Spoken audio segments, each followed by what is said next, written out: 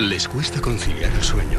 A veces se despiertan sobresaltados sobre unos papeles llenos de garabatos inexplicables que ellos supuestamente escribieron sin darse cuenta. Muchos se creen elegidos para transmitir mensajes de seres de otros mundos, pero otros parecen atrapados en una terrible pesadilla. Es como si desde aquellos lejanos planetas cogieran la mano de los contactados peruanos y les hicieran escribir esos mensajes en donde les decían que iban a aparecer. Cuando él decía en un momento determinado, en unos minutos, vamos a ver unos objetos que se mueven en el cielo en esta dirección, van a seguir esta vertical, hay que decir que minutos después eso se producía, y yo lo he visto. Y luego había básicamente muchas llamadas telefónicas con una voz distorsionada de los sumitas que han quedado grabadas.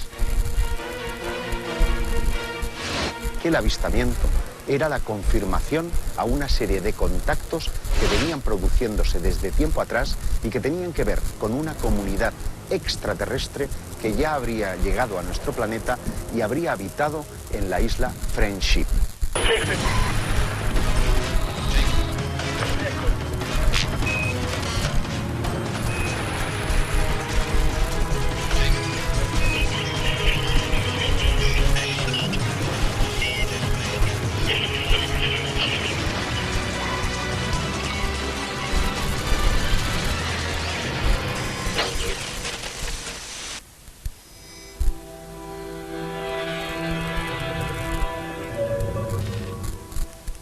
En la década de los 50, los contactados hablaban de seres venidos de planetas de nuestro sistema solar. Actualmente parece que esto no sería posible, pero ¿y si realmente no conociéramos toda la verdad? George Adamski posiblemente sea el contactado más célebre de todo el siglo XX. Era un hombre que desde muy pequeñito había tenido muchas inquietudes por observar el universo. De hecho, tenía dos pequeños telescopios a los que había acoplado dos máquinas fotográficas.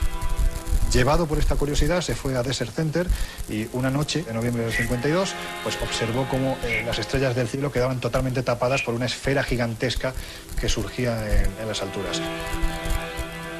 A partir de ese primer encuentro, él desarrolla una misteriosa capacidad, y es la de escuchar la voz de sus contactadores. Y en una de esas comunicaciones, él siente la necesidad de dirigirse a 16 kilómetros del desierto central, donde, en compañía de unos amigos, tendrá un encuentro con un ser de unos 2 metros de altura, con melena rubia, que tiene un mensaje para él y para la humanidad. Un ser supuestamente extraterrestre al que llamó Orton, así decía llamarse, y que procedía del planeta Venus. Le dijo, bueno, pues que la escalada bélica que se estaba produciendo en aquel año de 1952, con diferentes pruebas nucleares, podía afectar al futuro de la Tierra y que su misión no era ni más ni menos que dar a conocer este mensaje. Cuidado con las guerras, cuidado con las armas nucleares, porque pueden destruir no solo vuestro mundo, sino afectar al mundo del que provenimos. De modo que es un mensaje verdaderamente inquietante, pero que hay que entender dentro del contexto de Guerra Fría que se estaba viviendo en aquel entonces. A partir de ahí se produjeron muchos más contactos y, de hecho, un mes más tarde, Adamski aseguró haber montado en esa nave extraterrestre y haber viajado a la Luna, donde había una comunidad de extraterrestres, como una especie de colonización previa, que vivían en una especie de cúpulas. Y a partir de ahí, Adamski empezó a obtener una serie de fotografías en las que aparecían esos objetos volantes no identificados, que posiblemente hoy día sean las más clásicas de la ufología. Es igualmente significativo el incidente protagonizado por Daniel Fry, un ingeniero en propulsión de misiles y aeronaves que trabajaba en White Sands, en los Estados Unidos. El día 4 de julio de 1950 salía para ver los fuegos artificiales del Día de la Independencia cuando le llamó la atención una luz en el firmamento, una luz que en pocos instantes aterrizaría muy cerca de donde él se encontraba. Quedó verdaderamente fascinado. Aquel objeto no emitía ningún tipo de ruido y no habían turbinas que pudiera reconocer. Y fue ahí donde empezó a recibir una serie de mensajes telepáticos. Mensajes que le decían que se metiera aún más en el desierto porque un extraterrestre que decía llamarse Alan le estaba aguardando. De hecho, en ese desierto pues encontró un objeto que había aterrizado y telepáticamente ese supuesto extraterrestre le dijo que no tocara el aparato. Cuando Daniel Fry le dijo que por qué no salía, que por qué no podía verle, pues este tal Alan le dijo que no estaba todavía acostumbrado al ambiente, a la atmósfera de la Tierra. Se abrió una compuerta y Daniel Fry entró en su interior. Lo que encontró a continuación es una estancia con 4 asientos y no había nadie en el interior, pero la voz persistía, una voz que le decía que iba a viajar fuera de la Tierra. Y desde allí empezó a distinguir tanto las luces de Cincinnati y posteriormente las de Nueva York. Sería el primer hombre que determinaría que es posible viajar a bordo de objetos volantes no identificados. Cuando Daniel Fry preguntó al supuesto extraterrestre que de dónde procedían, este le contestó que eran seres humanos que habían viajado a otro planeta. Se volvieron personajes carismáticos, hasta tal punto que consiguieron hacer proyectos e hicieron proselitismo con sus propios experimentos y digamos que formalizaron modelos, yo diría neorreligiosos, que se adecuando a la decadencia simultánea de las grandes religiones que ya tenían controlado el comportamiento de las masas en Occidente. ¿Es toda una invención, un trastorno psicótico del presunto contactado, o hay algo de cierto en todos estos casos? Cuando yo hablo de la verdad, la tomo como algo real. Acepto su realidad. No lo pongo en duda. Porque objetivamente para esa persona es simplemente la realidad. Después, al conectar con nuestro entendimiento de un mundo que es real, puedo simplemente decir, parecía real, pero entiendo que otras personas pueden tener otro punto de vista. Es importante para la persona que me necesita como psiquiatra darle a entender que yo creo su verdad y que también para mí es real. Hay casos clínicos en que el individuo objeto de ese contacto tiene una cordura absoluta y sin embargo tiene mensajes que son coherentes, incluso anticipándose al futuro. Desde ese punto de vista, el fenómeno es indudable, incuestionable y real. Muchos de ellos aseguran hacerlo vía telepática, empleando la transmisión del pensamiento. Pero otros sistemas que se han utilizado para establecer contactos previa cita con las inteligencias que tripulan los ovnis son la escritura automática y fundamentalmente la Ouija. El contactismo se sirvió de otros métodos más cercanos al espiritismo del siglo XIX, pero que ya en los años 50 del siglo XX estaban más asociados, más ligados al contacto ufológico. El espiritismo no dejaba de ser una religión y un culto, unos mensajes que transmitían las personas que habían fallecido y que se ponían en contacto con quienes estaban vivos y tenían que dar esperanza, luz a la humanidad. Exactamente lo mismo que ocurrió a partir de mediados del siglo XX con los contactados. Hacían y decían exactamente lo mismo. Lo que ocurre que los espiritistas estaban en contacto con los espíritus de las personas fallecidas y los contactados estaban en comunicación con seres que venían de las estrellas.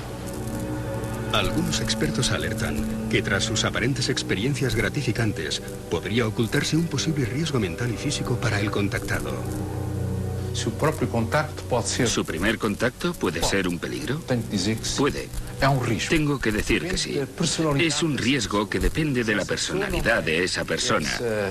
Si esa persona no tiene una estructura interna fuerte, bien construida, con una gran capacidad crítica, puede desestructurarse y volverse inadecuado para la sociedad actual. No creo para nada en la existencia de ningún tipo de peligro. Hay algunos suicidios muy conocidos de personas que mantuvieron ese tipo de contactos y comunicaciones a través de la Ouija y de otros mecanismos, e incluso casos de individuos que se han convertido en algo parecido a líderes sectarios. El equilibrio en esas personas estaba antes, y lo que hace el contacto con lo que sea a través de esos mecanismos es lo que desequilibra ya totalmente la mente de esa persona. En 1974, un grupo de estudiantes de la Universidad Católica de Lima, después de recibir unos sorprendentes mensajes, deciden trasladarse a los arenales del Chilca, en el desierto peruano.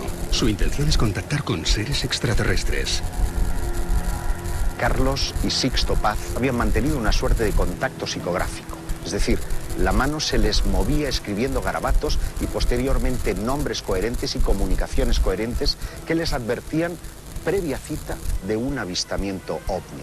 El caso es que cuando llegan, efectivamente, se encuentran con ese objeto no identificado. Ellos aseguraban contactar con un extraterrestre llamado Oxal, que procedía de Ganímedes, que es el tercer satélite de Júpiter, con el que incluso llegaban a compartir viaje, porque había una serie de métodos, por ejemplo, los llamados Shendras, que eran una especie de ventanas a otra dimensión, a otra realidad, que ellos utilizaban en los arenales de Chilca para acceder a ese planeta habitado que era Ganímedes.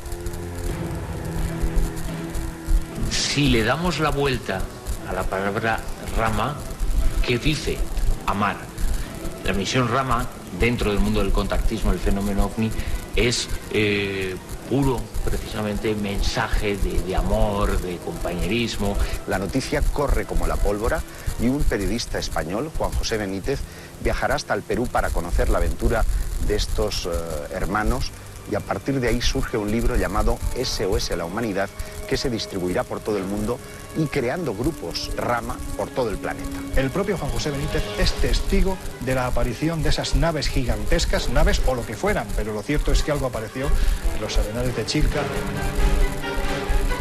Los colectivos Rama de todo el mundo se reunían a hacer meditación, a lo largo de las cuales, recitando el mantra Rama es amar, solían muchas veces obtener mensajes de tipo psicográfico. Es como si desde aquellos lejanos planetas cogieran la mano de los contactados peruanos y les hicieran escribir esos mensajes que eran muy similares a los que cualquier otra religión puede transmitir, con la particularidad de que en esos mensajes los seres de otros mundos decían que iban a dar pruebas de su existencia, y en no pocas ocasiones los citaban a tal hora, en tal sitio, y apareceremos, les decían. Los escépticos suelen decir a menudo que esos guías extraterrestres con los que dicen contactar estas personas no están más que en la imaginación de cada uno de ellos. Pero, ¿cómo explicamos entonces los avistamientos previa cita? Cuando uno es capaz de determinar el lugar y el momento exacto en el que van a aparecer de nuevo esos ovnis. Hay muchos contactados, de hecho en España tenemos algunos con nombres y apellidos que invitan a quien quiera a que acudan determinados días del mes a que vayan con ellos, porque en los cielos se ven, y se ven cosas muy extrañas. No sé si asociadas al fenómeno extraterrestre, pero lo que sí es cierto es que son lo suficientemente extrañas como para que no tengan explicación. Esos sucesos ocurrían y en alguna ocasión se llegaron a fotografiar esos artefactos en el desierto de Chilca y en otros lugares en Perú, en donde les habían comentado y les habían dicho esos seres a través de la escritura automática que iban a aparecer.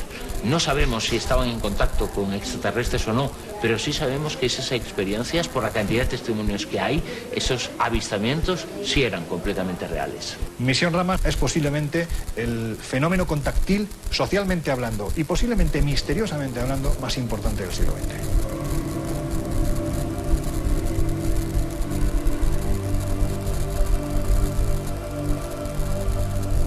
De nuevo, los contactados parecen remitirnos a lugares específicos que denominamos zonas calientes y que parecen coincidir con lugares sagrados del pasado, enclaves donde las civilizaciones antiguas constituyeron sus templos o construyeron iglesias, porque parecen indicar que debían de ser importantes para los dioses. Pienso que hay lugares más propicios que otros, dependiendo de los seres que mantengan contacto. Y esos lugares son muchas veces puertas de comunicación entre un plano y otro plano.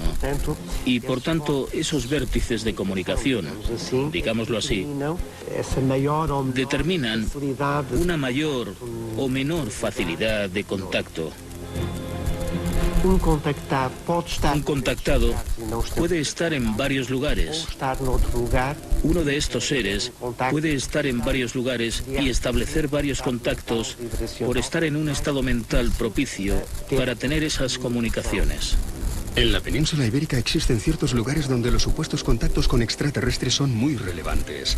La montaña de Montserrat en Barcelona es uno de ellos. Desde hace 30 años se viene repitiendo un acontecimiento singular. protagonista de este caso es un contactado llamado Luis José Grifol. En el año 1977 era un profesor mercantil que estaba asomado a la terraza de su casa en Montgat, en Barcelona, cuando de repente sobre la vertical de su casa atravesó un objeto luminoso que se perdió en el horizonte del Mediterráneo. A partir de ese instante, un hombre que no le interesaba para nada lo referente al fenómeno ovni ni al fenómeno extraterrestre, pues decidió indagar un poquito más hasta que el 11 de marzo de 1979 fue con su esposa a Montserrat. Ese día, para él, la certeza de que estaba siendo contactado por una inteligencia de otro planeta fue absolutamente real. En los cielos de Montserrat se empezaron a ver luces que bailaban al son de prácticamente las preguntas que realizaba Grifol. Desde ese día, desde marzo de 1979, todos los 11 de cada mes, incluso hoy en día, son cientos las personas que acompañan a Grifol a Montserrat para observar los cielos y atender a lo que allí ocurre. Yo puedo decir que he estado con Grifol en Montserrat, cuando él decía en un momento determinado, en unos minutos, vamos a ver unos objetos que se mueven en el cielo en esta dirección, van a seguir esta vertical. Hay que decir que minutos después eso se producía. Y yo lo he visto. Que realmente esté ante un contacto extraterrestre, no lo sé, pero lo que sí es cierto es que hay algo en este lugar verdaderamente extraño que de una forma u otra Grifol es capaz de controlar. El caso de la Sierra de la Garduña es interesante por lo siguiente. En los años 70 hay un señor llamado Américo Duarte que vivía en Lisboa y tiene un episodio denominado Missing Time. Él va al volante de su coche y a cierta altura no se acuerda de nada más y se despierta en una población que no conoce, Garduña. Decide dormir en este sitio y en su coche ocurren una serie de fenómenos que él identifica como una serie de objetos. Él tiene una serie de avistamientos y lo ve como una señal. Años más tarde, en el 73, viaja con su familia de Lisboa a Garduña y dice ser abducido por primera vez. La situación que él describe es que le llevaron a una base subterránea, en el interior de la sierra, donde ve unos seres y naves aterrizando. Eso sería realmente una muestra de sus bases.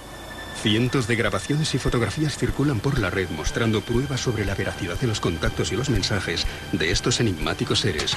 Muchas parecen torpes montajes, pero hay otras que son del todo inquietantes. Hoy en día cualquiera con un teléfono móvil puede grabar, además con calidad, lo que está viendo en los cielos. Y hay que decir que sí hay grabaciones verdaderamente extrañas que de momento no tienen explicación. Hay muchas fotografías y vídeos para probar los supuestos contactos. La gran incógnita es que ese tipo de eventos y ese tipo de sucesos se produce. A finales de los años 70, un grupo de contactados que habían estado vinculados a Misión Rama y otros grupos les dicen esos contactos que se van a aparecer en las proximidades nada más y nada menos que de la Basílica del Pilar, en Zaragoza. Y ese suceso ocurre. Y horas después fotografían y filman la presencia de una serie de extraños objetos sobre la propia Basílica del Pilar. ¿Qué era? No lo sabemos.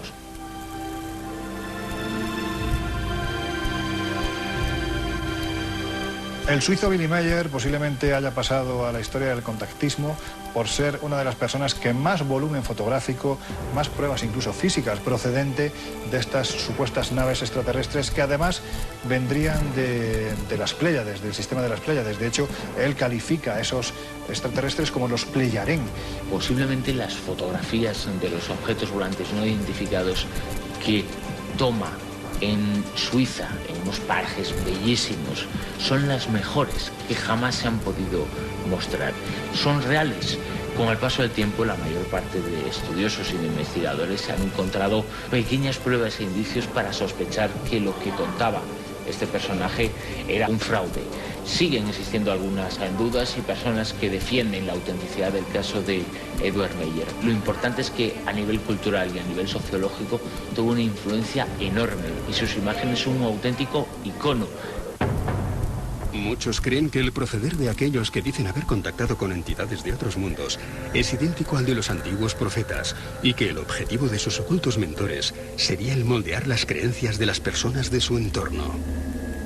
Hoy en día se considera claramente que lleva el mismo punto del misticismo de otras épocas.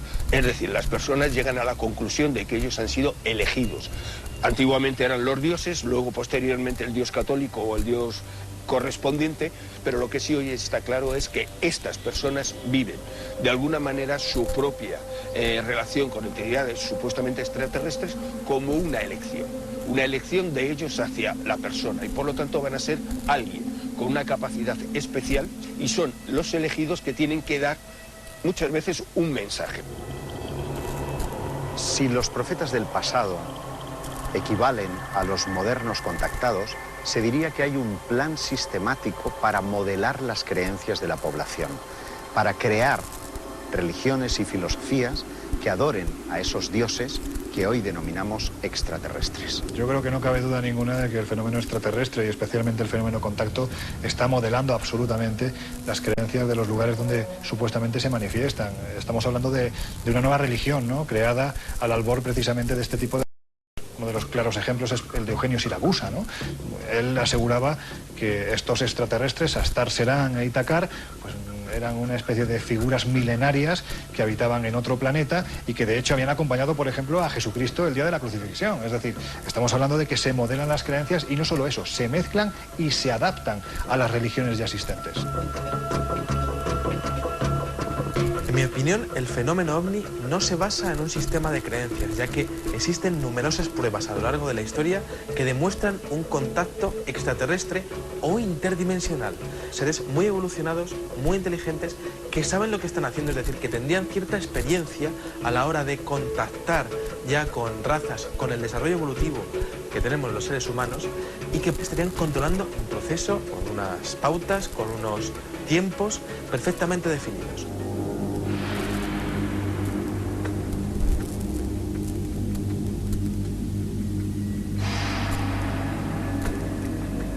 Bueno, existen cientos, incluso miles y miles de casos de contactos extraterrestres en la historia. Ahora mismo me viene a la cabeza, por ejemplo, una especie de grabado de la ciudad de Nuremberg del año 1561, en donde se expone un gran mosaico de objetos voladores no identificados sobre el cielo de la capital alemana.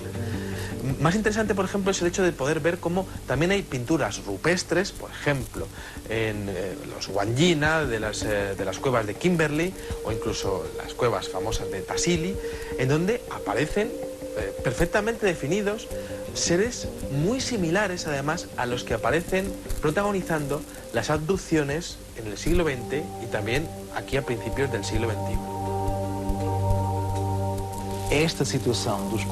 Esta característica de los contactos puede en efecto tener que ver con las religiones, pero también puede ser vista como una nueva religión desde varias perspectivas.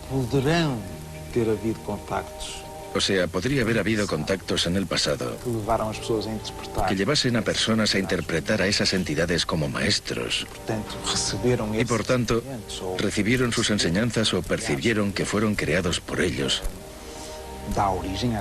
Y esto originó las distintas religiones.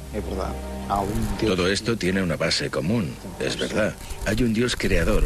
Nosotros fuimos creados por alguien. Y también es verdad que pueda ser la parte filosófica de una nueva religión y aportar una nueva sabiduría y una nueva conciencia. Diferentes objetos voladores no identificados, muy similares a los que se ven a día de hoy en los cielos de las ciudades de nuestro planeta, pues ya aparecen en el siglo XVI. Pero si nos remontamos, por ejemplo, a la antigua Sumeria, vemos continuamente dioses que están bajando, que están interaccionando con los seres humanos, y son dioses que tienen una tecnología, que pueden hacer grandes hazañas en el campo científico. No estamos hablando de algo relacionado con la espiritualidad, para nada. Esos seres son físicos y las hazañas que están mostrando toda la mitología de los sumerios son reales. Una de las constantes del mensaje de los contactados es su trasfondo mesiánico. Parece que su mensaje nada tiene que ver con fórmulas matemáticas ni con sistemas de propulsión, sino que parecen restringirse a un aspecto mucho más mundano, mucho más cercano al ser humano, el trasfondo espiritual. Realmente en nuestra cultura y en todas las culturas previas a nosotros, esas personas elegidas organizan dentro de su propio inconsciente su mensaje divino o extraterrestre en este caso, en el cual la espiritualidad es lo único importante. Un mensaje técnico tiene un inconveniente, hay que demostrarlo, cosa que en un mensaje místico nunca existe. Por lo tanto, es más fácil para ellos dar ese mensaje y que los demás lo acepten.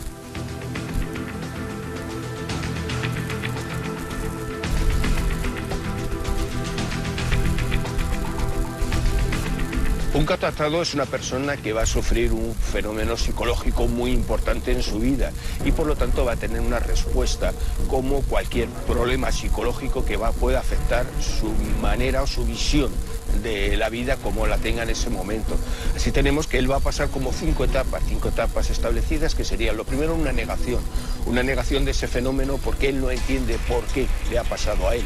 Posteriormente esa negación le llevará a una respuesta de ira, de respuesta de, bueno, si ellos no me entienden no es mi problema, yo he tenido esa vivencia. Ello le va a llevar a un cuadro depresivo, generalmente por rechazo social, que él va a hacer que de alguna manera se aísle, no quiera comunicarse con el exterior. Y por último tendrá una aceptación de, bueno, es lo que me ha pasado a mí. Ese es el momento en el cual el contactado sale a la luz. Y entonces se empieza a encontrar gente que de alguna manera apoya y entiende lo que él cuenta. Todo este proceso hace que, de alguna manera, él poco a poco, cada vez más, se convenza de que su propia experiencia es auténtica. Contactar con un cuerpo extraño en nuestra sociedad sugiere estar contagiado por una especie de enfermedad, una epidemia que súbitamente le afecta. Por tanto, desde este punto de vista, es un problema de patología social. Es algo que no encaja en el perfil de la normalidad. Está fuera de la norma. Está en contra, digamos, de lo dispuesto por los valores establecidos por nosotros. Y por tanto, es algo que yo entiendo y comprendo haciendo un esfuerzo en ese sentido. El gran problema, el drama íntimo, es concretamente la experiencia entre el que contacta y el contactado. Parece ser que cuando se establece un supuesto contacto, la comunicación se lleva a cabo a través de la mente. Pero a veces ocurren hechos insólitos. Concretamente en 1962, cuando un singular personaje llamado Fernando Sesma recibe una llamada de un supuesto extraterrestre.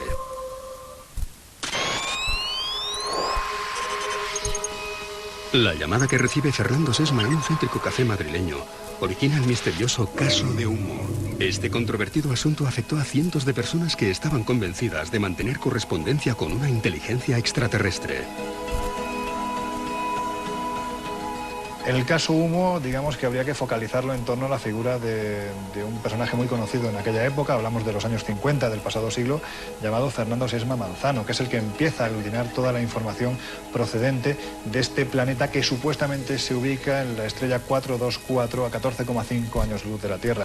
Él capitanea a partir de sus primeras experiencias una serie de reuniones en el Café León, en el centro de Madrid, y él consiguió que algunas de esas históricas y míticas tertulias literarias se convirtieran también en tertulias sobre extraterrestres y sobre ovnis.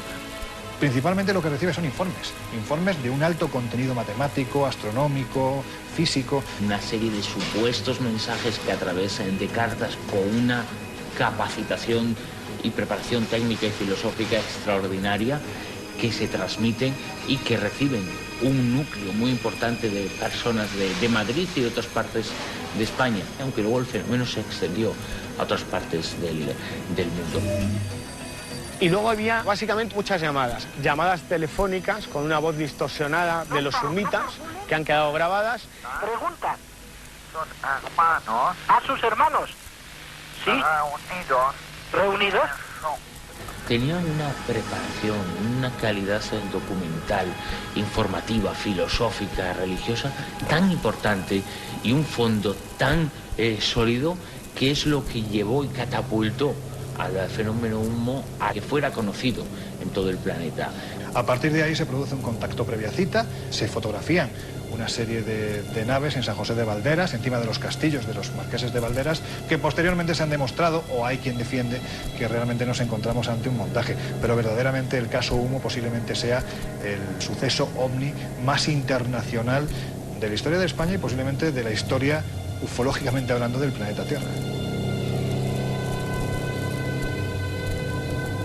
no se sabía quién estaba detrás, pero logró hacer creer en la autenticidad de esos mensajes a decenas y a cientos de personas que recibían esas cartas. El controvertido Afer Humo fue originado un siniestro personaje, José Luis Jordán Peña, un parapsicólogo madrileño, y él decía que era para elaborar un estudio psicológico sobre este tipo de creencias, que es lo que generaba en las personas. Hace un año podía entrevistar a Jordán Peña. En su domicilio aseguraba que él tuvo relación con 3 servicios secretos, pero que nunca diría cuáles son porque peligraba su vida. La CIA, KGB y Mossad. Yo estoy convencido que la trama Humo que organizó Jordán Peña tenía una ayuda oficial, porque es imposible que nadie tuviera el operativo para mandar tantos comunicados por carta desde tantos países. Parece que detrás de ese controvertido asunto estarían los servicios secretos rusos, que estarían ejerciendo una especie de experimento de control mental sobre una parte de la población española, concretamente sobre los creyentes de ovnis. Esto es lo que se ha dicho para explicar el asunto Humo, aunque no todo el mundo está de acuerdo, puesto que son miles, millones las personas que siguen este caso en todo el planeta, y además hay múltiples avistamientos que se han producido en otras partes del planeta donde esa supuesta nave extraterrestre posee el símbolo que sería una especie de H con una cruz en medio. Año 1977, sur de Inglaterra. Es la hora del telediario y, como todas las noches, muchos de sus ciudadanos están atentos a sus televisores. De repente hay una interferencia en la imagen que se deja de ver. Y aparece una voz en un tono como metálico.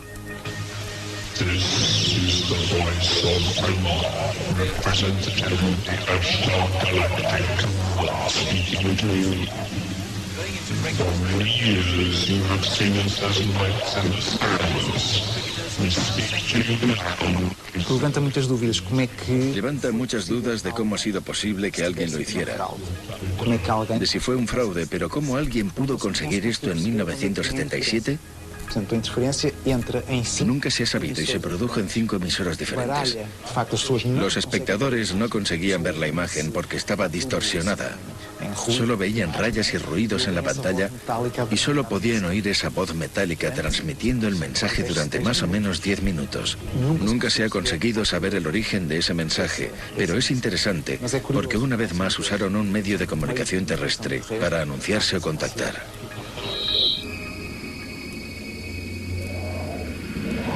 El 17 de agosto de 1985, millones de personas pudieron observar las evoluciones de un ovni sobre los cielos de Santiago de Chile. La televisión nacional retransmitió en directo la presencia de ese objeto. Los astrónomos del cerro chileno tuvieron oportunidad incluso de acercar sus aparatos de observación para precisar que se trataba de un platillo volante con una especie de antena que zigzagueaba en su parte trasera. Para la mayoría se trató de un artefacto de procedencia desconocida, pero un grupo de radioaficionados estaba convencido de que aquel avistamiento era la confirmación a una serie de contactos que venían produciéndose desde tiempo atrás y que tenían que ver con una comunidad extraterrestre que ya habría llegado a nuestro planeta y habría habitado en la isla Friendship, situada al sur del archipiélago de Chonos, en Chile. Capturaban, tipo abducción, a personas que se llevaban a la isla para trabajar con ellos y sobre todo para curarles de determinadas enfermedades. Como los antiguos apóstoles estarían buscando a personajes que le harían de emisarios de su mensaje y definitivamente perderíamos su contacto unos años más tarde. Desde entonces no se ha vuelto a tener ninguna transmisión por radio.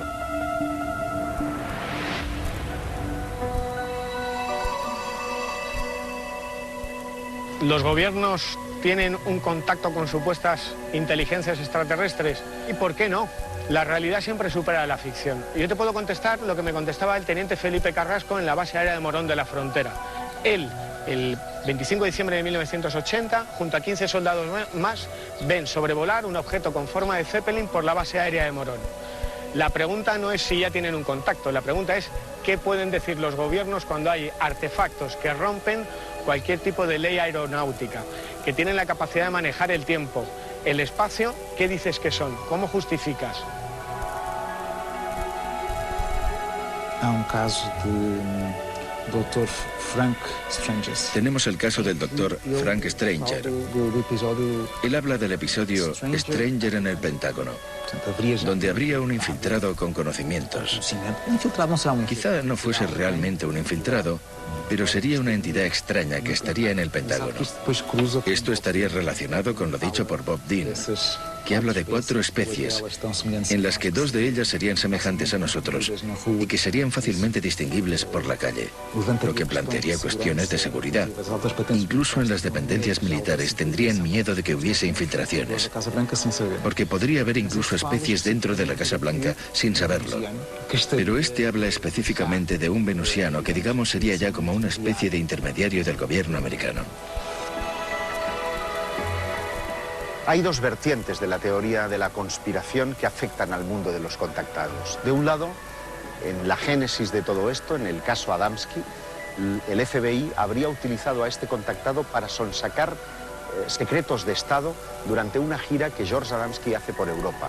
Pero hay otra no menos inquietante, y es el hecho de que el complot venga de manos extraterrestres. Hay quien sostiene que presidentes como Truman o Eisenhower han mantenido ya un contacto abierto con estas inteligencias a raíz del incidente Roswell en 1947 y que incluso habrían pactado el intercambio de tecnología alienígena por una serie de abducciones humanas.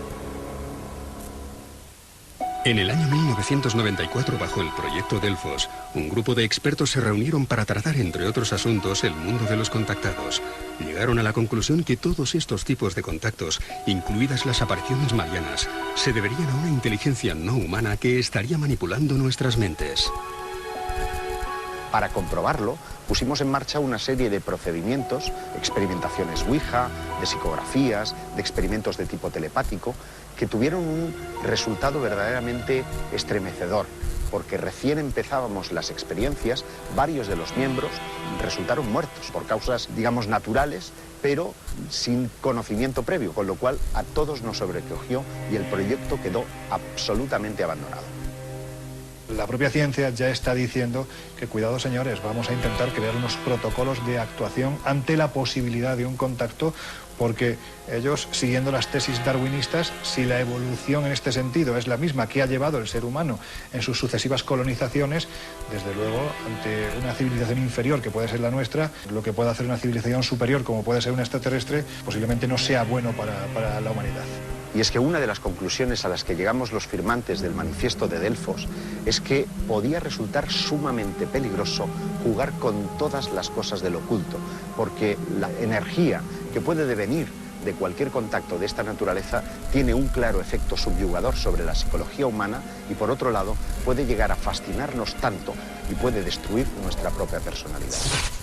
Desde los años 70, los responsables del SETI, un proyecto de la NASA para la búsqueda de inteligencia extraterrestre, escudriña el universo con sus radiotelescopios. La información oficial es que hasta ahora no se ha detectado ninguna comunicación inteligente. Evidentemente, si los investigadores del SETI hubiesen recibido algún tipo de señal por parte de un pueblo inteligente que estuviese intentando contactar con la Tierra, lo normal sería pasar numerosos filtros de seguridad. Yo pienso que no se llegaría a desclasificar ningún tipo de información relacionada con una comunicación así, ya que cambiaría totalmente tanto el paradigma científico como la economía y la sociedad de los seres humanos. Estaríamos hablando de un caos tanto económico como moral y religioso.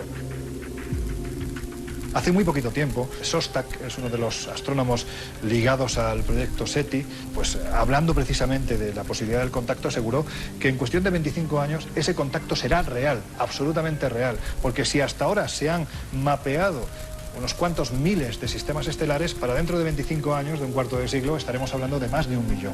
Espacio suficiente para que ese contacto sea ya real al 100%.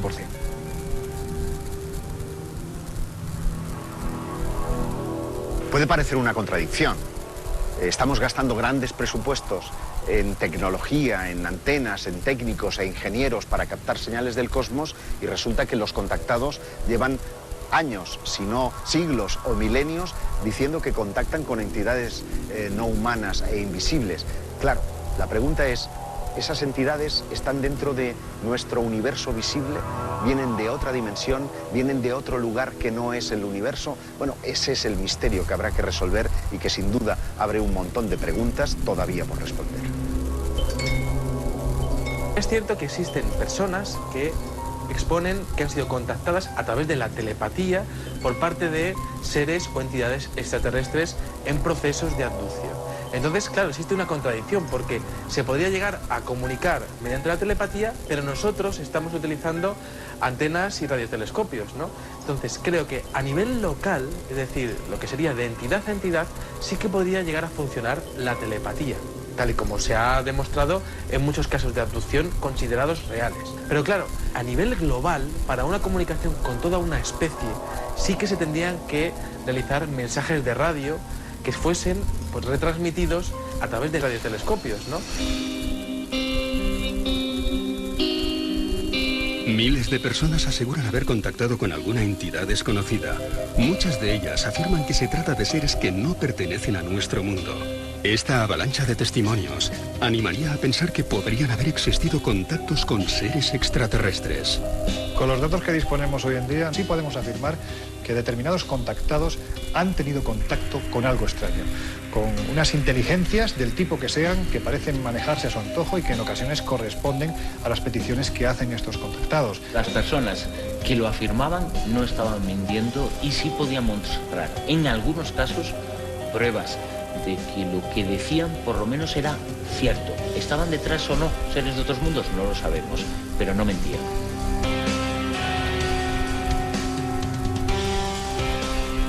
Podemos sentir la tentación de pensar que si yo fuera un extraterrestre buscaría un interlocutor importante, como puede ser un político, un científico eminente, para intercambiar información. Pero, sin embargo, los protagonistas de los incidentes de contacto son más bien personas sencillas, personas normales. Para nosotros, con nuestras consideraciones, son personas simples, sin gran cultura, pero deben tener algo, alguna característica que se nos escapa, puesto que son consideradas muy importantes por estas entidades que los escogen. Por eso son elegidas, por algunas características que nosotros no sabemos apreciar y que no coinciden con el criterio que nosotros aplicamos en nuestra sociedad actual. Tal vez la respuesta resida en la evolución del propio contactado, porque se vuelven en personas notables después de esos acontecimientos, personas que en su entorno son capaces de influir de una forma importante. A lo mejor el plan es crear esa quinta columna, crear un ejército de personas con una conciencia distinta que prepare la llegada de los dioses de la antigüedad.